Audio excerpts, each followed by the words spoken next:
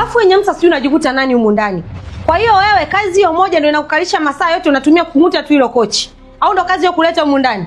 Mbona mwenzangu unapenda kujipunguzia majukumu kisirisiri wewe? Kwa hiyo unahangaika na hiyo kazi moja masaa yote tuonekane tu kupatia kazi za humu ndani hatujielewi, si ndio? Hapana dada, mbona mimi kazi zangu zote nishamaliza? Nishaosha vyombo, ndo nilikuwa namalizia hapa kusafisha makochi, niendelee na ratiba ya kupika. Kupika wapi wewe? Kama ungejijua na kazi nyingine ya kufanya ungekuwa unahangaika na hilo kochi moja na kujimbia sima hiyo nikanyone ujinga tu kwenye nyumba yangu.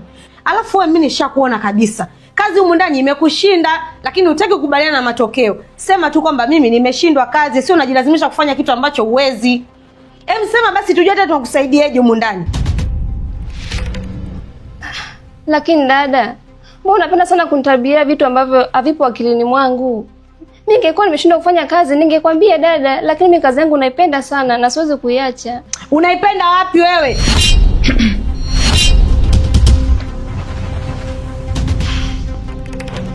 Wewe tena. Kwenye nyumba za watu unaingia unajiamini kabisa na kujikoolesha kama mgonjwa wa kifua kikuu. Haya nikusaidie nini? Kindege, mimi nadhani salamu ni kitu cha msingi sana kuliko hata hayo maneno ambayo nayazungumza hapa. Sasa hizi jamani.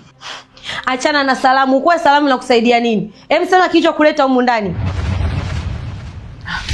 Anyway, kilichonileta hapa nimeagizwa na Mr. Beni, kuna bahasha ya kaki alikuwa ameiacha hapa ndani. Na akasema ipo kwenye drawer ya pili. Kwa hiyo ndo kitu ambacho kimenileta hapa, unaweza kanisaidia then nikaondoka. Kumbe unakijua kilicho kuleta. Na unaweza kukielezea kabisa bila shida yoyote. Haya salamu ilikuwa inahitaji ya nini? Au ndo kunibeba nyota? Subiri hapo. Na wewe shika. Sasa nisikize vizuri. Nataka uende bondeni ukanifuatie viazi. Tena nahitaji viazi hakikisha viwe ni vya leo. Sio viazi vimekaa wiki sijui ngapi huko miezi mingapi ndani vimevuna unaniletea hapa na kula viazi havina ladha. Nataka uniletee viazi vizuri, sitaki viazi kama vya juzi. Nadhani umenielewa. Fanya uende. Sawa dada, lakini ngoja nimalizie hapa. Wewe kwa nini unataka kunibishia sasa? Nimekwambia nenda sasa hivi. Sina muda kwanza kusubiri wewe umalizie. Hapo nyenyuka huko.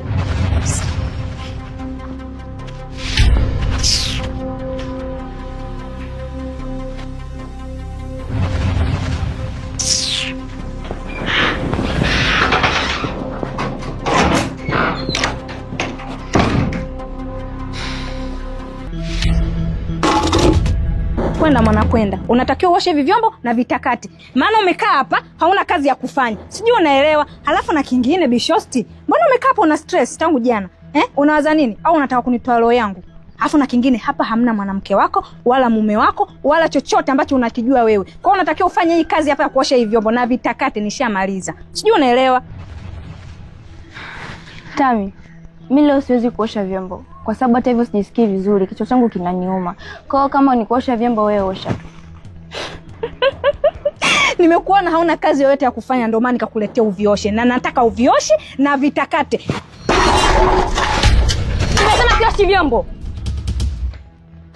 Yaani umemwagia vyombo hivi mchanga afu unaniambia huoshi vyombo. Kwa hiyo unadharau si ndio? Sikiliza nikwambie, umekuja mwenyewe hapa nyumbani kwangu. Ukiwa una akili timamu kabisa. Sasa vyombo hivi utaviosha na isitoshe hapa ni nyumbani kwangu kwa mume wangu, kasi la mume wangu. Huna cha kujitetea chochote, vyombo utaosha. Na kama hutaki kuosha hivi vyombo, subiri nimuite mume wangu. Mume wangu! Mume wangu! Mume wangu! Vipi jamani huko? Unajua mnanikera sana. Kuna nini? Njoo uone. Angalia.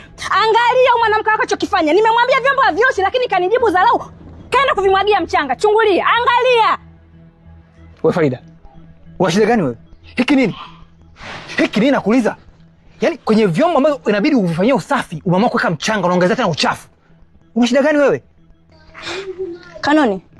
Nimemwambia huyu mwanamke wako kwamba mimi kichwa kinaniuma sijisikii vizuri. Aniache siwezi kuosha vyombo lakini ananilazimisha nioshe vyombo ili iweje? Nisikilizeni nyewe wawili. Hizo chapter za mimi kuanza kunyanyasika na kuteswa kila siku nimeshazivuka. Nimeziacha huko nyuma. Kwa hiyo kama mlizani kwamba nimerudi, mimi ndo Farida yule ambaye mlikuwa mmezoea kunipiga makofi na kuninyanyasa kila siku, basi mmefeli. Sahauni kabisa kuninyanyasa tena kwenye maisha yenu. Unasemaje wewe? Nimesema hivi Kanoni, kama hujanisikia vizuri, subiri nirudie. Hizo chapter za mimi kuanza kunyanyasika na kuteswa na watu kama nyinyi, nimeshazivuka. Kwa sasa hivi ni Farida mpya. Sasa basi, msahau kabisa kuninyanyasa kwenye maisha yenu yote. Kwa hiyo, umeona? Umeona mwenyewe mume wangu, umejionea mwanamke wako anachokujibu. Umeona majibu ya shiti anayokujibu. Huyu mwanamke hana nidhamu, hana hata aibu. Wewe si mume wako huyu. Umeangalia mwenyewe. Na ndio kitu ambacho sikipendi kwenye maisha yangu. Umejionea. Sio swala. Sio jifanya wewe ni kichwa ngumu.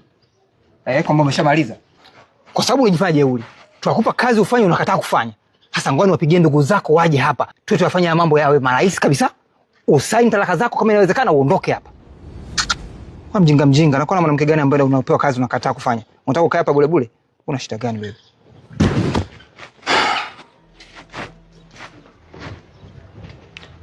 Leticia. Mdogo wako Farida kasha kuja nyumbani. Ndio, amekuja mwenyewe. Kaja mwenyewe kabisa. Sasa nilichokuwa nakiomba hapa, uje wewe na mama yako. Tuje tuyazungumze haya.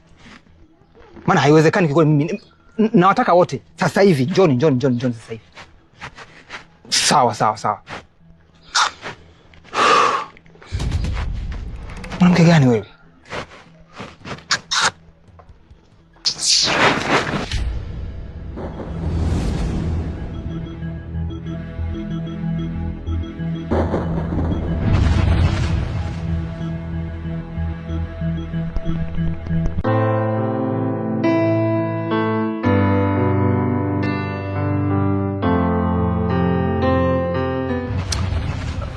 Shemeji. Sasa mbona umekuja peke yako? Nijua utakuja na mama hapa labda tuweze kuzungumza kwa uharaka sana haya mambo yaweze kuisha. Lakini nashangaa umekuja peke yako sasa tunayazungumzaje haya unafikiri shemeji yangu? Shemeji, mimi nadhani ya mambo kwanza tungeacha kwanza. Farida mdogo wangu. Yaani katika maamuzi ya busara ambayo umeyafanya, basi ni haya kurudi nyumbani kwako. Kiukweli umenifurahisha sana na moyo wangu una amani. Unajua, ulikuwa unaishi kwa watu. Afu kuishi kule kwa watu sio sehemu salama. Sehemu salama ni hapa au nyumbani kwenu. Lakini kwa sababu umerudi nyumbani kwako, mimi dada yako umenifurahisha. Ila kama hutaki kukaa hapa pia, sio mbaya. Tunaweza tukaondoka hapa mimi na wewe, tukaenda mpaka nyumbani, ukakaa ukatulia, akili yako ikikaa sawa, unaweza kurudi kwa mume wako. Shemeji, hapana. Mimi nafikiria kwa kuwa Farida kajileta mwenyewe nyumbani hapa. Kaja mwenyewe. Inabidi asiondoke hivi hivi. Hapaswi kwenda kokote bila sisi kufanya maamuzi sahihi na kuyamaliza kabisa. Mimi naona labda umpigie mama simu. Mwambie aje hapa tukae tuzungumze kiutu uzima. Farida kama inawezekana kusaini talaka, na kama ni kuondoka, aondoke tukiwa tumemalizana kabisa. Aondoke nyumbani kwangu, simuhitaji mimi. Kuondoka? Kuondoka kwenda wapi? Mbona sijakuelewa unamaanisha nini? Uondoke uende kwa Tolu ambako ulikimbilia kule. Uende kwa Tolu, uende kaishi maisha yako kwa amani. Na mimi niachie maisha yangu niishi kwa amani mimi na mke wangu. Kwa sababu siku hizi yani nakuwa tu nina stress. Sijielewi yani nimekuwa kuaje. Tangu ulivyoondoka nawaza kuhusu talaka yako ambao bado hujaisaini. Kwa hiyo ukisaini talaka, ukaniacha mimi nikaendelea kuishi maisha yangu, itakuwa bora zaidi. Kwa mchongo ni mmoja tu. Mama aje hapa, tukae tuzungumze, tumalize kila kitu. Tumalizane. Nisikilize vizuri Kanoni. Unapaona hapa? Hapa mimi ni nyumbani kwangu. Nimekuja nyumbani kwangu. Au umesahau kwamba wewe ndio ulikuja kunioa mwenyewe? Tena ukaniahidi kabisa vitu vingi mbele ya umati wa watu. Au sio wewe? Nisikilize. Kwanza kuachana ni maridhiano. Ulipaswa uniite mimi kama mimi, tuongee, tuliziane kabisa bwana tunaachana ndio tunaachana. Lakini wewe hujafanya hicho kitu. Na kingine mimi siwezi kuachika. Mimi ni mke wako, mimi sijalizia kuachika Kanoni. Na huko kwa Tolu ambako wewe unakusema. Mimi kule nimeenda nusu kaputi, nimeenda kule nikiwa nimezimishwa na ambaye amenizimisha ni wewe mwenyewe na ukaamua kunigawa kule. Na kule sasa hivi mimi ni nyumbani, lakini hapa ni nyumbani kwangu. Sasa basi. Hakuna mtu yote wa kunitishia na kuniondoa nyumbani kwangu. Na wewe hauna mamlaka hayo tena ya kuniondoa nyumbani kwangu. Hapa ni nyumbani kwangu na nitakaa na hauna chochote cha kunifanya. Hey! Yaani unanijibu mimi hivyo? Shemeji, unamsikia mdogo wako? Yaani mdogo wako anaamua kunipiga mkwala mimi. Msukuma. Wewe sipigi mkwala mimi kirahisi hivyo. Huwezi kunipiga mkwala Farida. Hivi unahisi Kanoni ni wa kunyea, si ndio? Nakuuliza wewe. Uliwe yake kuna nani kwenye hela yangu? Unajua wewe unakaa kishimbe sana. Huwezi kunipiga mimi mkwala. Na tena wewe Farida wewe. Unajua ni mjinga sana wewe. Unajua Farida nitakupiga wewe. Unataka kunipiga? Haya nipige. Nipige kama ambavyo unafanya siku zote. Si nikiongea tu kidogo na nitishia kunipiga, unataka kunipiga. Kachukua gogo lile pale. Njoo nipige nizimishe tena kama ambavyo umezoea. Sasa basi. Mwambie na huyo mwanamke wako. Masuala mimi nakuja kurudi hapa, afa anaanza kunifanya mimi kama mfanyakazi wake sitaki. Kunipelekesha sitaki kabisa, mfikishie wao ujumbe. Nitakuja kumfanya kitu kibaya na wewe hautakuja kuamini. Hivyo Farida una akili wewe? Akili yako inajielewa na kuuliza? Yaani umetoka nyumbani kwangu umeenda kwa wanaume huko umekaa, umerudi nyumbani kwangu unapewa kazi utaki kufanya. Tena kazi zingine za kike kabisa zaanza kuhusu wewe mwenyewe. Unapewa unakataa kufanya. Unataka nani akufanyie kazi zako? Kuna mtu ambaye umemwajiri kwenye nyumba yangu kwamba akija anakufanyia kazi wewe unalala tu una enjoy. Nani ambaye umemwajiri wewe kufanyia kazi? Wewe Kanoni umeoa? Yule si mke wako kabisa yule? Au ni mwanaume mwenzako? Kama ni mke wako basi anapaswa kufanya kazi zote ambazo zinakuhusu wewe. Asa mimi hapa ni kama mgeni. Yule ni mke wako, kwa hiyo anapaswa kufanya kazi zote kwa sababu yeye ni mtoto wa kike. Kupika atakupikia yeye, kufua atakufulia yeye. Tumeelewana? Ila sasa mfikishie ujumbe wangu. Akiendelea kufanya anachokifanya kunipelekesha mimi kama mtoto wake, nitakachomfanya I say nitashangaza dunia nzima. Jamani inatosha sasa. Shemeji, mimi nadhani anachokizungumza mdogo wangu Farida yupo sawa. Kwa sababu unajua masuala ya ndoa ni ya watu wawili. Na isitoshe kuachana ni kuliziana. Mwenzio bado hajalizia kuachika. Na kama hajalizia na ndio maana amerudi hapa nyumbani kwake, mimi ambacho naweza nikawashauri hapo kaeni chini mzungumze tu ili miamalize. Na kama ikishindikana sana, mkae chini pia muangalie mnawezaje kupanga mikakati yenu mkaachana wote kwa kulizika, sio kwa kumlazimisha. Kwa sasa hivi mimi nilikuwa nakuomba muache kwanza atulie kwa sababu amerudi nyumbani kwake, muache akae kwanza atulie mpatie muda. Benkwela, ni humula kadu. Ni wewe ni wa humula tu. Umanonzu nayo unogete unatuja sana. Kwanza nikaa ingwe kwa lakini inakakishimbe sana umanne. Yaani siwezi kukubali huu upumbavu unaoendelea. Ubentu ila goma mawe ukwi. Uiza hana kama inawezekana afike tuzungumze. Kama haiwezekani basi ongea na ndugu yako miamalizi hapa. Hawezi kuondoka hapa bila kusaini hizo talaka. Mimi siwezi kukubali kabisa. Huo ujinga mimi nakubaliana nao vipi? Nawezaje kukubali mimi ujinga wapi? Kama hawezi kusaini talaka hapa asiondoke kwanza mpaka mama yako aje tuyazungumze hapa kwa sababu mimi siwezi kukubali. Kwanza na majibu wewe manonijibu kana. Kuna ushiko mngusanga nami nza kula kama kuluka kweka nayo. Msange kwa hospitali. Bebe. Ongea na dako vizuri. Shenjishi. Subua tu.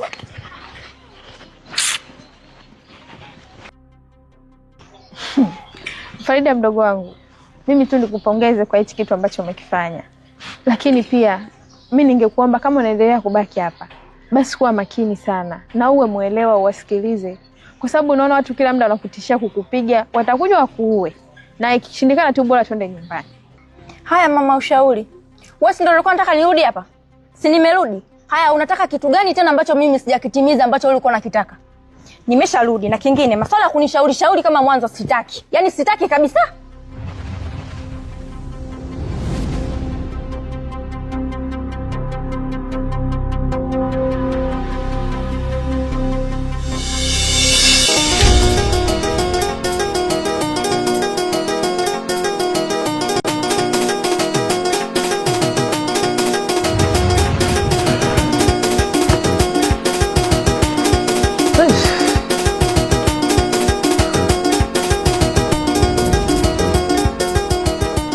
Vipi dogo? Umeshatoa madambuzi mazingira ya dongo nini umepika? Sijapika kaka. Mkao unasumbua. Sijatoomelewa na maji maana nimejitahidi kuwasha nimeshindwa. Unajua Sabiga unazingua sana kicha wangu. Yaani mimi nitegemea utaniambia kuna sababu nyingine. Ule mkasi umekaa ndani siku zote. Hakuna mvua yote inaonyesha, hakuna mtu yote ambaye amemwagia mkaa. Inakuwaje mkaa unakataa kuwaka mzee? Ndio hivyo kaka, nimejitahidi kuwasha nimeshindwa. Ndio hapa nawaza sasa sijui nikachukue petroli niwashe. Wewe mdogo wangu akili zako haziko sawa. Katika dunia hii ushakumwona nani anatumia petroli kuwashia moto? Unataka uunguze na kibanda cha bibi mkubwa ambacho ametuachia. Tunataka tena ukichome moto na petroli, palipuke bubu, tutalala wapi? Tutaishi wapi? Kisa tu uvivu. Kwa nini nakwambia wewe mkao umekushinda kuwasha kabisa? Kaka.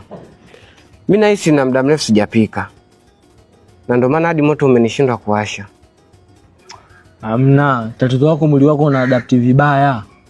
Kwa sababu Farida amekuja katika maisha yetu hana hata miezi 10. Ana wiki kadhaa tu hapa rafiki yangu. Lakini nashangaa eti kwa hizo wiki kadhaa kwa sababu tu kwa kusaidia tu kupika hapa na kazi kadhaa. Unakuniambia leo hii moto kushinde wewe mdogo wangu. Yaani moto kabisa ni moto na kushinda wewe moto. Moto wa mkao na kushinda wewe. Huo ni uvivu mdogo wangu na mimi binafsi yangu sijapenda ni kwa sababu Farida kaja juzi tu. Miaka yote alikuwa anatupikia nani? Si wewe hapo. Wewe ndio uko unawasha moto. Anta moja mpaka 10 si uko unakata wewe mwenyewe. Umezingua. Kaka, yote kwa yote nimemisi sana Farida. Yaani nimemisi sana.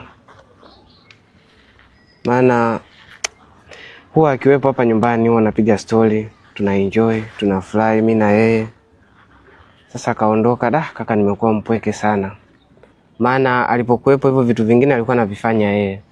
Maana alipokuwepo tulikuwa na furaha, tulikuwa tunacheka muda wote tunafurahi. Hata kuna wakati haupo hapo kwenye mitikasi yako, tulikuwa naye hapa tunakaa nyumbani, tunacheza, tunaenjoy. Lakini kwa sasa hayupo. Najisi mpweke sana. Maana muda mwingine yani hata nikipiga kelele mwangu unaitikia ndani, na yeye unajibu Kwa kiufupi nimemisi sana Farida kaka. Na kitu kingine kaka, mimi nawaza sijui tumfuate. Unajua mdogo wangu akili zako haziko sawa wewe. Yaani akili zako haziwezi kuchuja hata matukio. Wewe unataka mimi na wewe hapa tutoke twende kwa Farida tukamchukue ili iweje? Unamjua vizuri Ngosha? Ngosha mimi ashanipiga na kigoda nikazima. Vipi tukienda sisi wawili atatukata kabisa mapanga? Na sio alishakuja hapa tukamkimbiza. Mimi siwezi nikatoka hapa nikaenda huko kumfuata Farida. Farida ashasema atakuwa salama. Cha muhimu tu tumuache alafu tujue je itakuwaje. Asipodi kwa wakati ndio tutajua tunafanyaje. Lakini sio kusema eti sasa hivi hapa mimi nitoe mguu wangu twende kwa Ngosha. Hapana mimi siwezi mdogo wangu. Yaani utakuwa ni upumbavu ule ukisiri. Alafu Sebiga acha tamaa, yule ni mke wa mtu. Tena sio mke wa mtu, mke wa Ngosha Msukuma. Atakulamba kwenzi mwanangu apasue hicho kifuniko cha ubongo, hicho ubongo ubaki wazi huo. Tumia akili mzee.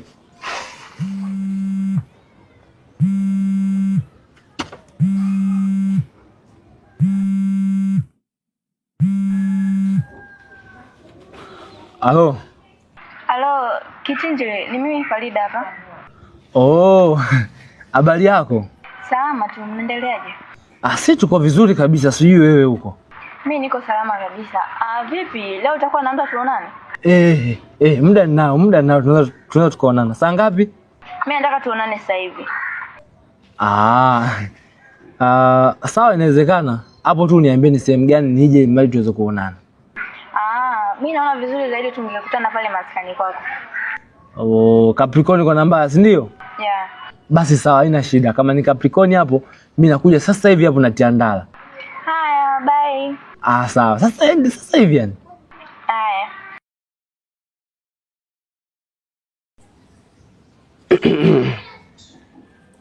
Itakuwa ni Farida huyo? Farida amenipigia simu hapa na amesema kwamba ameazima simu kwa jirani. Na ndio maana nimekuja hapa namba ngeni. Na kitu ambacho anakihitaji mpaka sasa hivi anahitaji nikakutane naye. Kuna mazungumzo yanahitaji tuzungumze. Kwa hiyo sasa hapa itabidi mimi hapa nikuache nifutike zangu. Vipi tunaweza tukaenda wote kaka? Ufutike na nani? Umeitwa. Ukihitajika utaitwa. Hujahitajika tulia. Linda nyumba. Mambo ya tamaa punguza, acha. Na kitu kingine sasa. Ili dumu hili ingiza ndani. Kwa sababu kila siku watoto wanachezea itakuja lije lipotea hapo mmoja unajua kabisa kwamba mimi dumu mimi na matumizi nao. Kwa hiyo sasa mimi nafutika, zingatia hayo mambo ninakuelekeza. Nilikuwe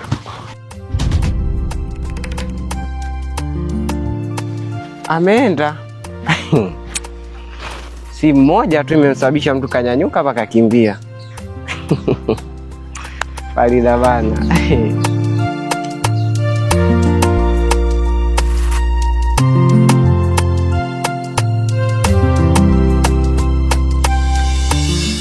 Kindege, unajua mimi mpaka sasa hivi yani nashindwa kuamini kabisa kwamba yani Janeti mpaka sasa hivi bado anaendelea kupata ujasiri wa kuja ndani ya nyumba yako, hali ya kuwa tumeshamwandalia mpango, watu wakampiga, wakamchakaza, lakini bado hakomi, anaendelea tu kuja kwenye nyumba yako hivi, anajiachia.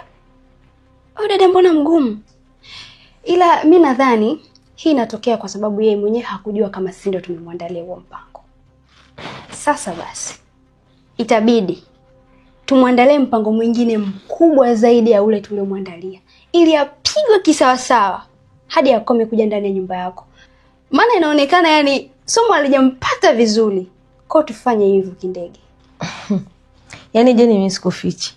Hata mwenyewe hapa nilipo ninashindwa kuelewa. Yaani kichwa changu kiko overstressed kabisa.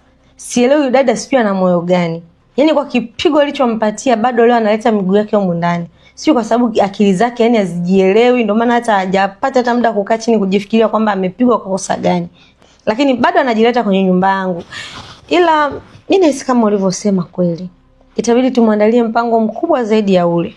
Nesi atajifunza na kichwa chake kitaelewa kwamba inabidi akalishe mwili wake nyumbani kwake, aache kuleta pua yake kwa nyumba za watu. Maana ukiangalia asubuhi amekuja hapa nyumbani na kanipandishia sauti, ananipandishia kibezi, utazani mimi mke mwenzie. Nikamwangalia nikasema, hivi dada ananijua kweli? Na katika kitu ambacho sipendi Jeni mimi kuletewa dharau. Tena kwenye eneo langu. Yaani yule dada amenikosea na amenitibua. Kwa hiyo mimi naliona ile liko sawa tu kumwandalia mpango mwingine. Ya, itabidi iwe hivyo. Alafu Kindege, mbona ili swala la mtoto nilikupaga muda mrefu sana, lakini naona mpaka sasa hivi yani umelikalia kimya. Yaani utafikiria yani haulijali, haukulizingatia. Mbona kama umelisahau kabisa Kindege? Amna Jeni, mimi sijaliacha na wala sijalikalia kimya. Ila najaribu tu kutengea bajeti yake. Maana kama unakumbuka hata wale watu wako wa mwanzo wale niunganisha nao, walikuwa wanahitaji pesa. Kwa hiyo sasa hata hili nalo naliandalia budget. Baada ya hapo kila kitu kikiwa sawa, mimi nitafanya kila kitu kama ambavyo tumepanga. Maana ukiangalia hapo katikati mimi sikuwa sawa kusema kweli. Ndio maana sasa hizi nahangaikia hilo. Nikikamilisha tu, mimi siwezi nikawakalia kimya watu ambao wananikosea. Yaani watu ambao mimi nina ugomvi nao siwezi nikawakalia kimya. Kwa hiyo budget yangu ikamilika, kila kitu kitakuwa sawa. Utakuwa umefanya vizuri, tena utaikosha roho yangu. Maana nilikuwa naona kama unazembea, unapuuzia. Sasa inabidi ufanye hivyo kwa sababu naona hata mali za mume wako zinatumika kiolelaolela. Mara ampeleke shule, amnunulie nguo. Ni kama vile yani mtoto anahusika kwenye mali zake.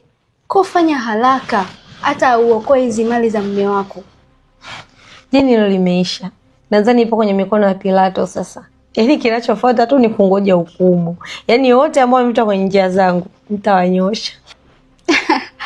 Basi sawa, utakuwa umefanya vizuri. Na vipi ratiba yako ya leo inasemaje? Hapana, sina ratiba yoyote ile.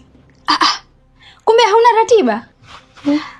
Basi tuende hata kwa dada Sophie leo ukamtembelee na umuoneone kidogo. Wewe ni wewe. Afu unajua umeongea kweli Maana dada Sophie sijaonana naye muda mrefu sana umepita. Na nimemisi kusema kweli. Hapo nadhani itakuwa poa. Acha niende huko nyumbani ili nikaonane na dada yangu. Kajiandae sasa, fanya haraka. Okay, basi twende ukanisubiri huko. Basi sawa.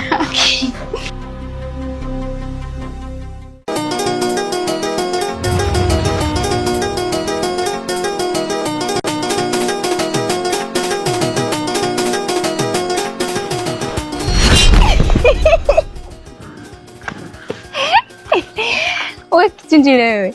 Asa mbona umekaa hapa kama vile mhalifu jamani? Nimekutekenya kidogo tu lakini ulivyoruka sasa kijana wa watu. Unajua umenizingua kinoma noma rafiki yangu. Mimi nilijua migambo sijui. Unajua kama hapa Capricorn kuna mbaya hapa. Ante moja hapa waga pana kuaga miayusho. Kwa maana kama hao polisi wanakuaga hangi, yani polisi waga wanakuaga machokodo kutafuta riziki. Si unajua zile. Kwa maana kama lazima mwenyewe niwe hangi, yani macho lazima muda wote yanafunguka, lazima ile ni attention. Ndio maana hapa leo umekuja hapa umenizingua ile nimeshtuka sana yani. Yaani moyo umefutika umeenda hivi koko urudisha hapa yenyewe kazi yani. Basi sawa. Pia samani kama nimekukwaza. Kichinjile.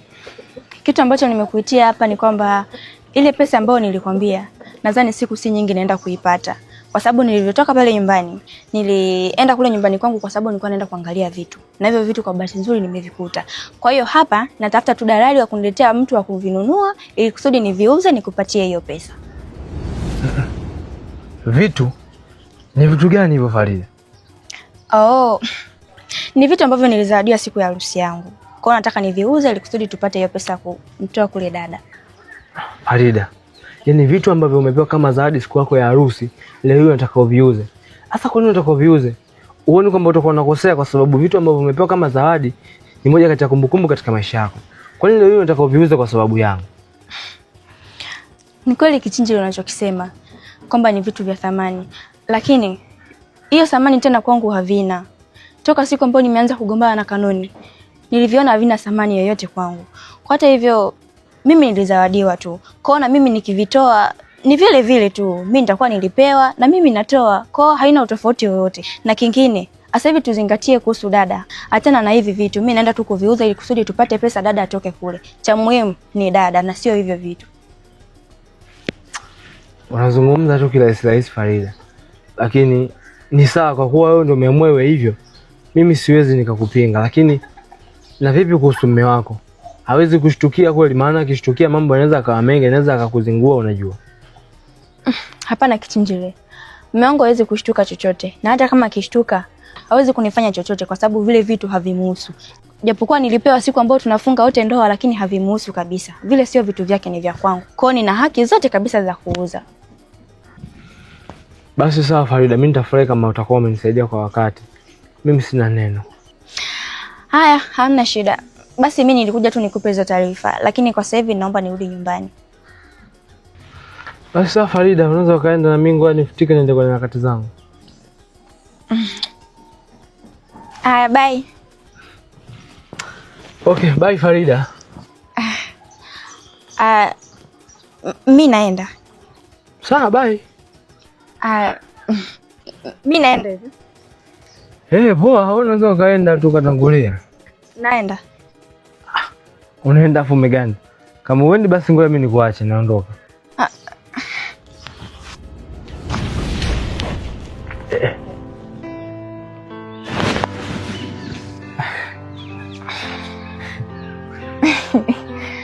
Aya, bye kweli.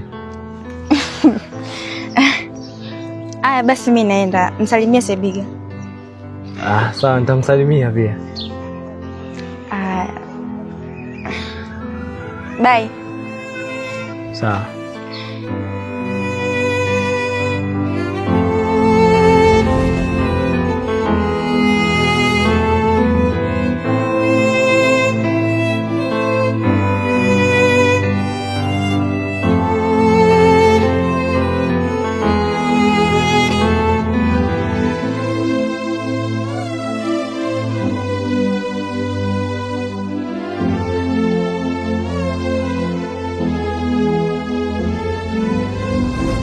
Janeti, hivi unajua mimi simuelewi kabisa mdogo wangu. Yaani sio amekutwa na kitu gani Farida? Yaani haeleweki.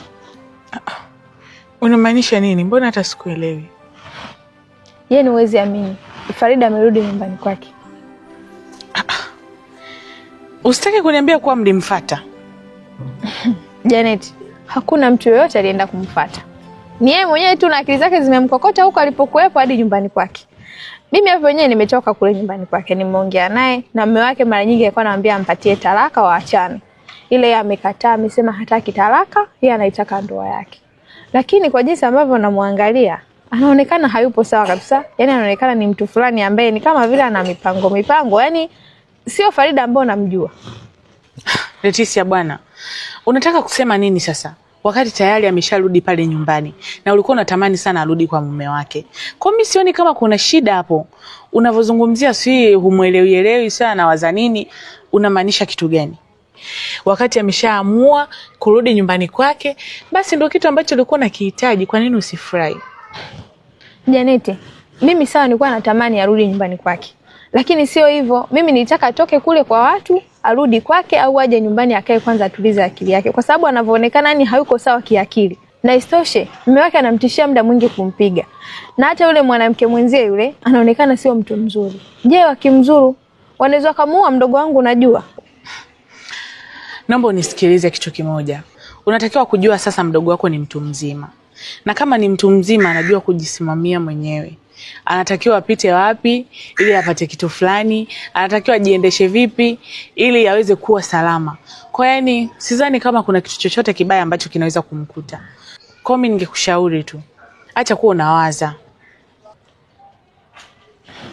Basi sawa Janeti.